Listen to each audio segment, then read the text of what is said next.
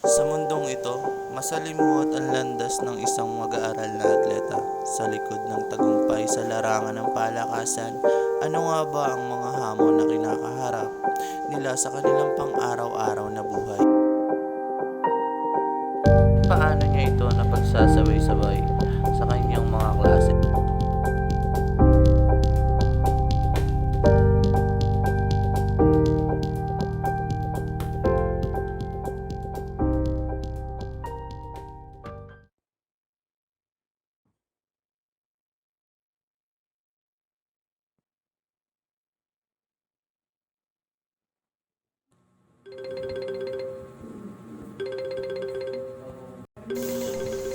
Sa pagbukas ng kanyang mga mata, agad na nahaharap siya sa hamon ng pagbalanse sa pagitan ng pagsasanay at pag-aaral.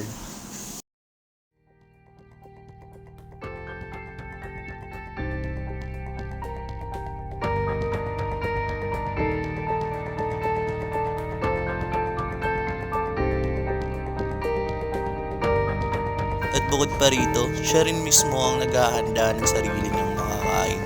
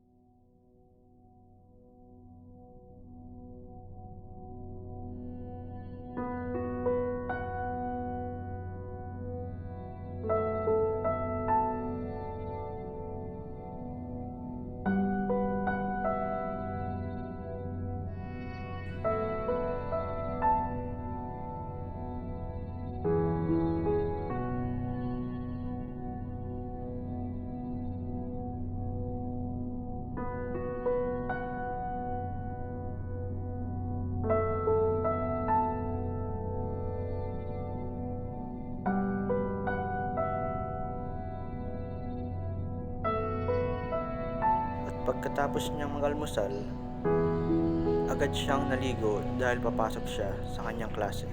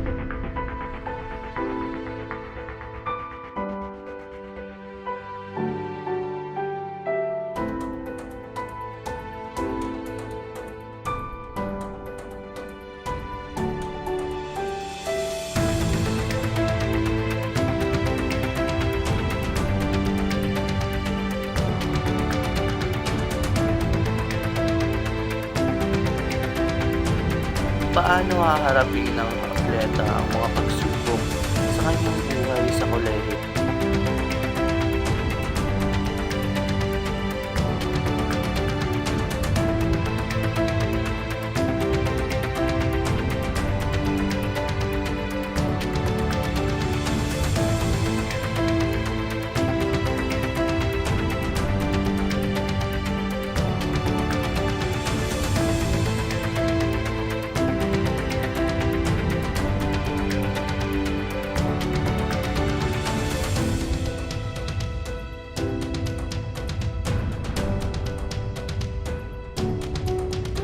Okay, master, check your attendance. ID. Absent. AJ. Present. Aliyah. Absent. Wait. Kayonte. Present. Takuba. Present. Ramos. Present. Okay, class. Let's proceed to our lesson.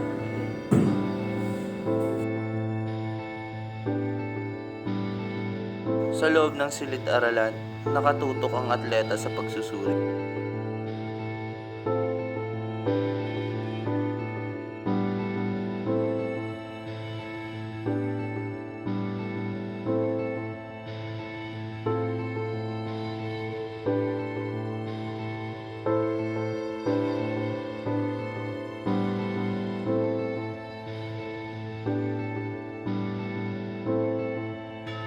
Sa ilalim ng mainit na araw o kahit pa sa malamig na gabi, handang harapin ng atleta ang matinding pagsasanay.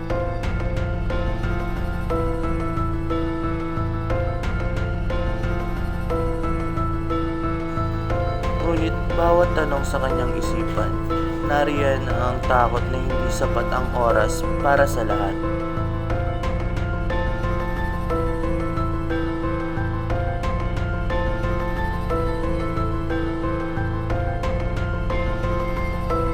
Isang atleta ay hindi nag-iisa, kasama niya ang kanyang mga kasamahan sa kupunan.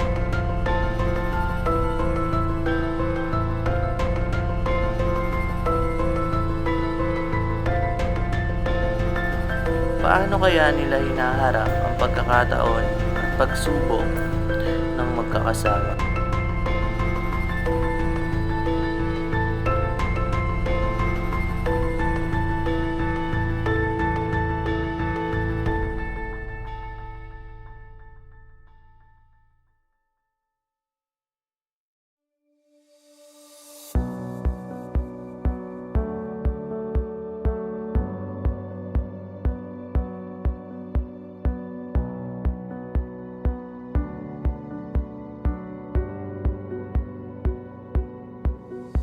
Sa kabila ng mga tagumpay, hindi rin naiiwasan ang personal na mga laban.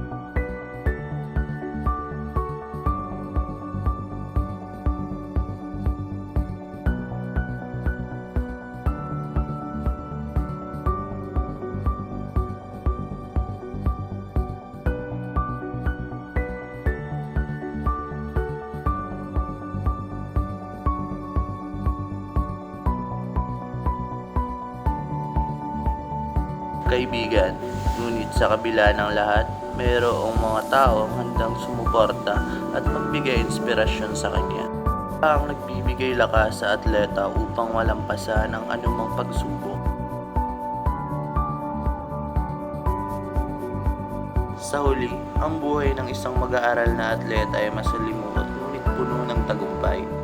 Ang kanilang sipag, determinasyon at suporta mula sa paligid ay ang nagbubukas ng pintuan para makamit nila ang kanilang mga pangarap.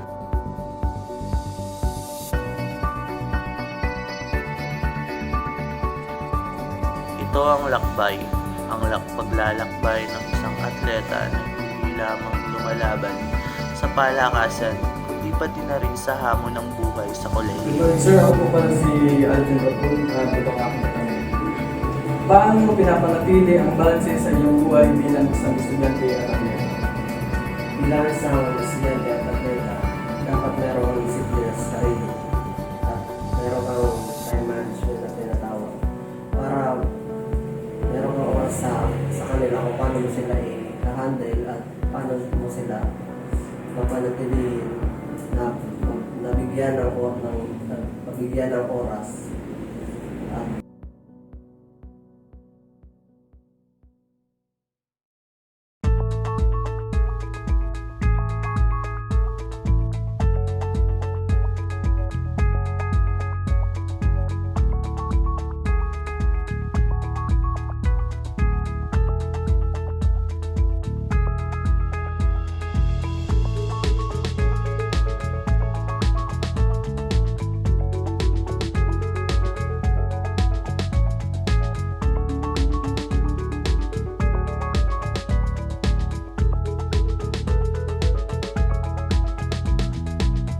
At ito ang buhay ng isang mag-aaral na atleta at ang kanyang kinakaharap na pagsubok sa pang-araw-araw.